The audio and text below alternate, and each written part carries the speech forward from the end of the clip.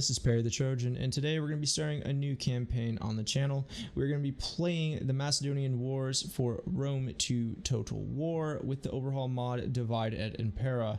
Now, we went ahead and put the poll up, and between the Macedonian Wars and Hannibal at the Gates, the Macedonian Wars won resoundingly. So we're going to go ahead and be playing as Macedon in the Second Macedonian War. We're going to go ahead and bump this up to very hard, because I did go ahead and just try to mess around with the campaign, because I've never actually played this campaign before, and it was super easy. So I wanted a little bit of a challenge. I don't want this to end too quickly for you guys, because we are playing as Macedon after all, and it should be quite a good time. Now, so the start year is 200 BC. Starting challenge is normal, and we're going to obviously be on very hard. So our faction traits are warrior society, +2 public order from every war against a neighboring faction.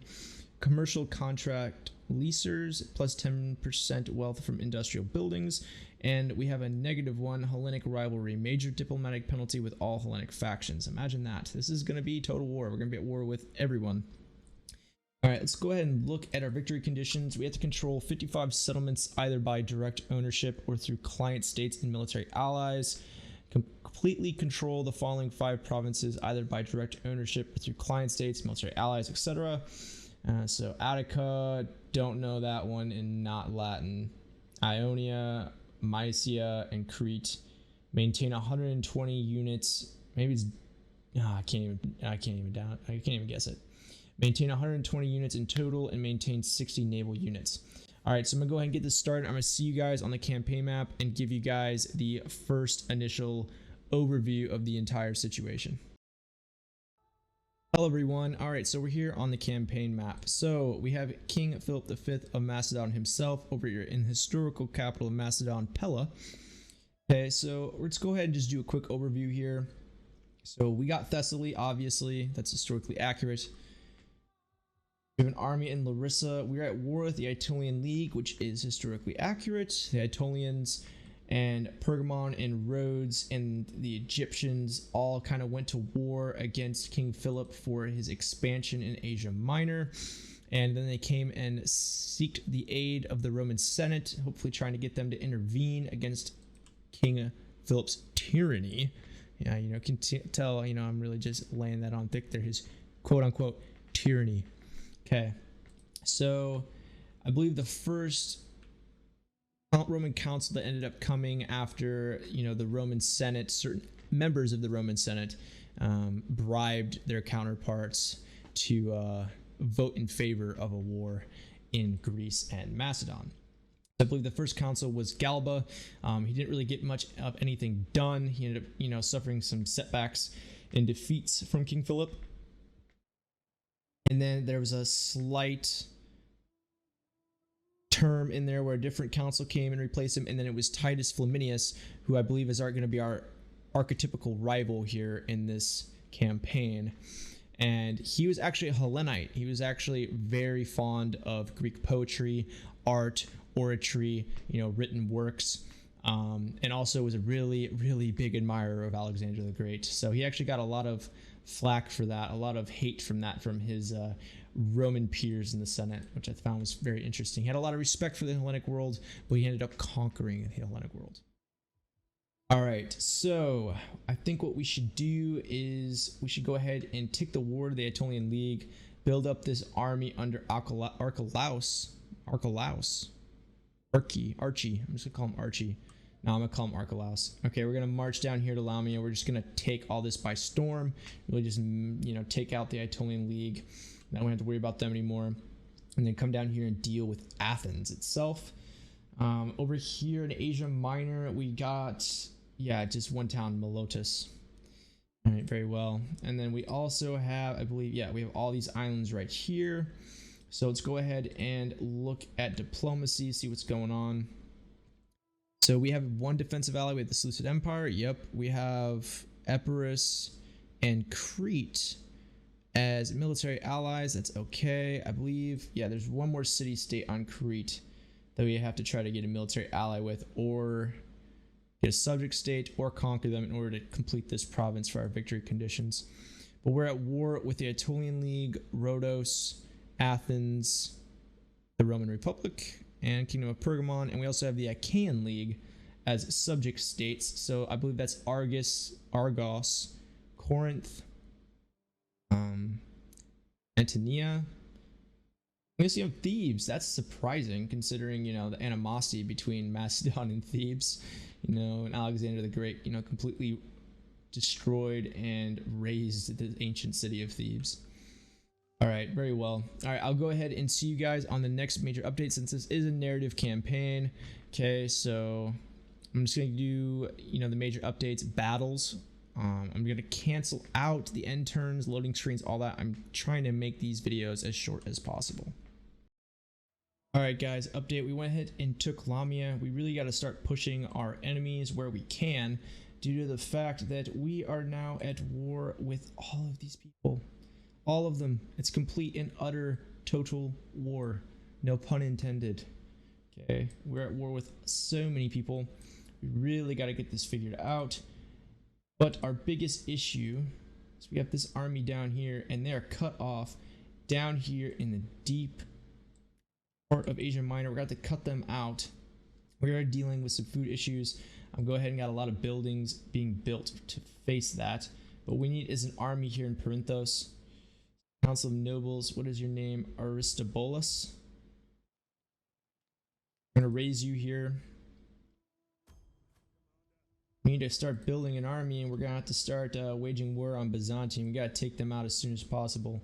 But we really can't do anything until our food situation is in order. Okay, we have King Philip over here. His army is being built quite well. We're going to go ahead and patrol to save us the food. My plan is we need to take out the Aetolian League as fast as possible. Take out one enemy that we don't have to worry about. Maybe the Achaean League down here. They are surrounded by all of these enemies down here, especially in Sparta and Messene and Athens. Okay, so we got to get this figured out before the Romans get over here. It looks like Epirus is going to be able to put up quite a big of a fight for them. So yeah, other than that, we're just going to have to see how this goes. Alright guys, here we have our first major battle. We have an army of ours over here, the children of Tyche, over here trying to take Byzantium. I went ahead and put in a fortified stance outside the town of Byzantium, trying to get them to come out and attack us, and they actually did end up falling for it. As you can tell, we are massively outnumbered, but we have to win this. We have to gain the Hellespont so we can take this army and go over to Asia Minor and start capturing those provinces. So I'll see you guys on the battle map. All right, guys, we're here on the battle map. We got one of their armies moving in. We're going to go ahead and obviously have our pikemen guarding the entrances. We got 4 units of pikes as a reserve. Let's go and get our general back. We got 2 Thuros swordsmen in reserve as well here in the center of our camp. And we also have some Thracian peltas up here, ready to throw some javelins at these Byzantine Greeks that wanted to defy us and declare war on us. And we also have some Greek slingers. Over here, we got some crazy Thracian falxmen. They're going to come around and hopefully cause a lot of damage in the flanks when the time is right, along with our 4 units of cavalry. Alright guys, the Byzantines are bringing in their reinforcement army, mostly made up of citizen hoplites, some militia hoplites, some more professional types, some mercenary, elite veteran hoplites, backed up by their militia units. These guys are so colorful, they look really awesome. I really like the different armor sets they have on due to their mercenaries. They got the eye patches. But yeah, I'm not really too worried about these guys considering they're going to be outreached by our pikemen. And they're fighting in a pretty confined space, where their numbers are not going to mean anything. Over here, our phalangists actually took some pretty heavy casualties due to the enemy Thracian javelinmen. But that's fine. They're pretty much already all taken out. Of course, they charged their general in here all stupidly, as Rome 2 AI seems to do. So he's dead. Okay, so they just got some militia hoplites coming in here. So on this front, we're pretty much secure. Looks like the enemy wants to, again, like I just said, charge their cav straight into my caltrops and then straight onto the heads of my Sarissa pikemen here. These guys are pretty much done for. But it looks like their AI army is spreading out. I might go ahead and get these 4 cav units over here. Might get them moving, take out some of these missile troops. They're just sitting back here unprotected. It seems too ripe of an opportunity to not take, considering that if they get close to us, they're going to reap a lot of casualties to our troops that are really just sitting to this fort in this fort like fish in a barrel. All right, so we ended up charging our cabin. We're going to take out some of these missile troops, as many of them as we can. We're going to go ahead and fan out. Go ahead and run, please. What are you doing? I'm going to be sitting ducked for these missiles. So we're going to go ahead and take as many of these guys out as possible. Because like I said, they're going to cause some pretty devastating casualties to us if they end up raining their missiles into this fort. As you can see, we already are dealing with a lot of enemy incoming missiles. Go ahead, and we're going to probably suffer some pretty heavy casualties right here to these javelin men. Let's go ahead and get our slingers, start firing on these guys. Let's get our Thracian falxmen over here and just break these guys. I was wrong, the general was actually a hoplite unit. So Antipatris over here is about to die. He has a very Macedonian name for a Byzantine Greek. Alright, so we're taking out a lot of their missile troops over here. Oh, they got some Cretans. Thank God we took them out. Alright, come take them out. Get them completely gone and routed from the field. These Greek archers won't last much longer.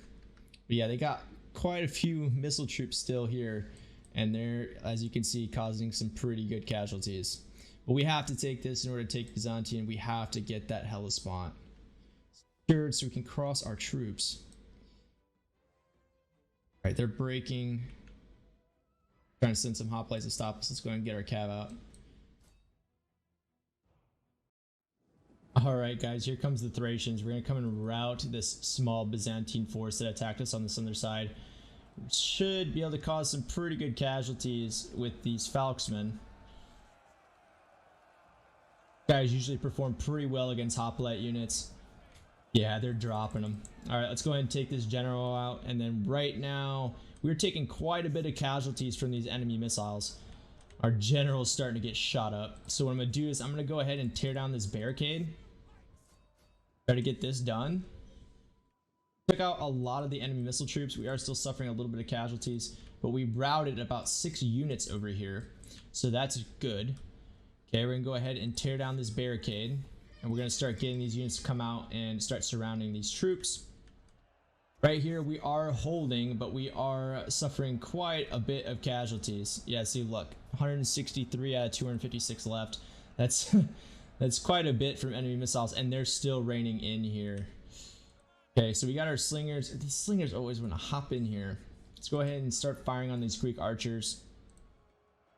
Otherwise, we're going to have to get this general out here as safe as possible, and we can use this sacred squadron right here to actually start flanking these enemy troops, along with these 4 melee cav units over here. Start having them firing on these Greek archers as well. Are they tearing this barricade? Okay, it's getting torn down. That's good. Looks like they're routing over here. These Thracian warriors are actually, yep, they're racking up the kills. They're doing good, just like I thought they would. All right, let's get these sacred squadron out. Take these guys out. Probably use this phalanx unit for a flanking force, along with these thorough swordsmen, as we still do have 2 units of phalangists, along with 2 units over here that we can come and swing around as well. So let's go ahead and get these guys up. Just make a huge wall of Sarissa. Really just try to push back, because it's going to get really sweaty in here, especially since all of these hoplites are going to come in. They're going to just try to force their way through. We cannot allow that to happen. Why are you routing? Shouldn't be routing. Gonna get these bronze shield pikes over here. Let's get in phalanx mode. Get these thorough swords right here. Yep, they're coming in. All right, let's get these guys in pike wall. Let's set them out wide so they can't come around these. They like to form little like groupings in here and try to force their way through. We can't allow that to happen. All right, these Lake Sacred Squadron. Let's go and get these guys to start harassing. Oh, they already expended all their javelins. Well, they got 121 kills with their javelins. These guys are very proficient. Oh, there goes that Greek archer unit. This general over here is getting, oh, he's routed. All right, let's get these Thracians over here. Let's get these pikemen out. Tearing down this barricade. Can they do it if it's on fire? Oh wow, they're really doing it. All right, let's get these Peltas out of here. There's no point in having them in there anymore. All right, so we got quite a lot of pikes sitting here, pushing these guys back. They're gonna have a heck of a time trying to force their way through here. All right, so there goes those archer units. Go ahead and get these guys moving. Let's get these guys charging in. All right, guys, so we got these guys pretty much surrounded. Really, we just got to mop up the rest of these hoplite units. We're already here in combat with these pikemen. Have the reach advantage, and we're charging in our Thracians.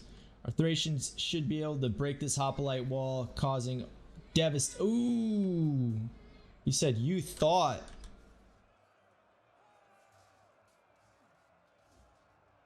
Over here, we also have some more Thracians here in combat, surrounding the enemy forces. God, could you imagine a Thracian charging you with this long sickle sword? Insane. Yeah, they're dropping them.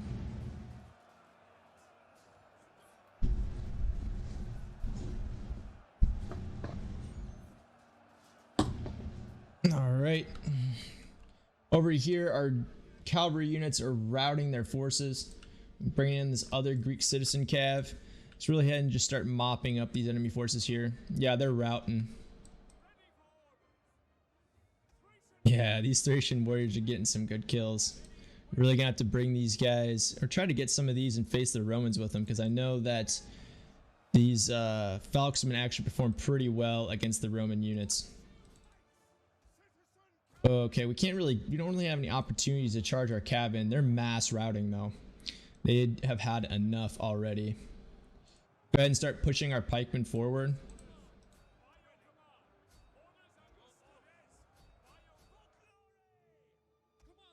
All right, let's push these pikes forward. Let's actually just absolutely cut off this rate of escape, or route of escape, excuse me.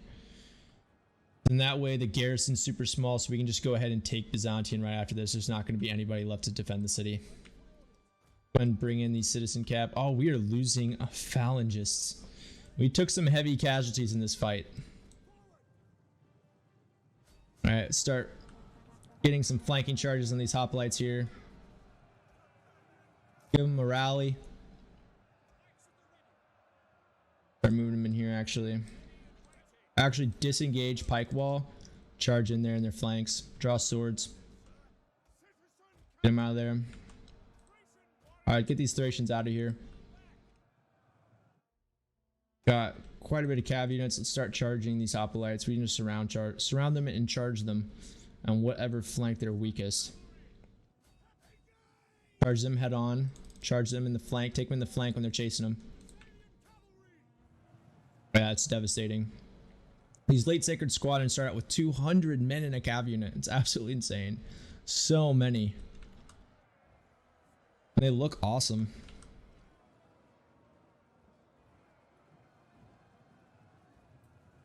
They're just chasing them down.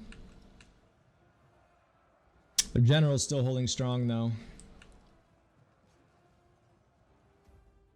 Alright, that's a victory. I'll see you guys on the campaign. Alright guys, so we lost 921 troops in that battle. They lost pretty much their entire force except for like, what, 850 men? We're going to go ahead and ransom them because we're in the desperate need for money right now. We're going to wait till the end of this turn, and then we're going to go ahead and take Byzantium. I'm going to give you guys probably an update, and then we're going to see what our time's at, and then that'll probably be the end of the first episode. Alright. Byzantium.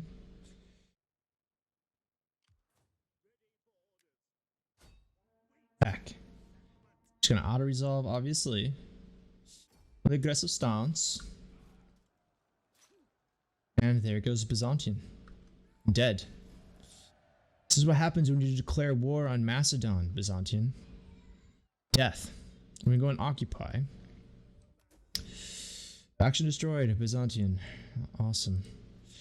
I'm gonna give him some skills, give him military logician. Military conscriptor. Give him battlefield runner. Let's give him Stratico spears, formidable spearmen. Accomplished skirmishers. Some good bonuses to our troops. And obviously we have some province instability right now, but that'll level out. We need to get military access with Kyzikis over here. We already have a non-aggression pact. They seem to be friendly. So we should be able to march our men across their lands and start our assault on Pergamon. Probably take Ilion first. Actually, we could probably march our troops back down this way and cross here. That's probably what we'll do instead of having to go through their lands. Don't want to have to if I don't need to. Okay, and also Athens ended up, you know, attacking Charistos down here. And they got a pretty decent army. It's going to be fun to fight, I can tell you what. And we got this army up here marching to go take it back. It was a good thing about disbanding this army. I'm glad I didn't. We do need more cav. We need 2 more cav units in this, yes. 2 more citizen cav. And then what we need to do is we need to build these Lysidero barracks here. Lysideros. Okay, and honestly, Rome, I don't know if Rome's really going to be an issue. I mean, they have 2 full stacks, okay? So they have Umbrius Costa and obviously the Council of the Year Galba. But Epirus has been building their forces, guys. They got, what, 2 full stacks, right? Or no, they got almost a full stack, and they're working on another half stack down here. Then they got another force down here. And as you guys can tell, we did exactly what we said we were going to do. The Aetolian League is no more. It is completely gone. So right now, my plan is we're going to have this army come and take Athens, and then we got to wage war over here against Sparta and its allies. Okay, our allies right here, I don't think I'm gonna be able to put up much of a fight. It doesn't look like they're recruiting too many troops. It doesn't look good. Okay, now we need to get our economy flourishing a little bit better, so then that way we can build a fleet and afford it, so then we can start dealing blows against the enemy navies that are roaming around in these waters that are attacking our island holdings over here in Ioani, I think that's how to pronounce it, Ioni, Andros, Naxos, Poros, Samos. You know, it's attacking all of these islands. We got to watch out for that. So we need a fleet, but we can't afford one at the moment. So we're gonna have to really focus on our economy. Now, politically speaking, we're actually doing pretty good. There's only one other political faction, which is the Council of Nobles. And I have these guys winning battles and fighting the wars. Since we really can't, we don't really have any sons right now. And I believe, historically speaking, he did have sons at this point. So that's weird.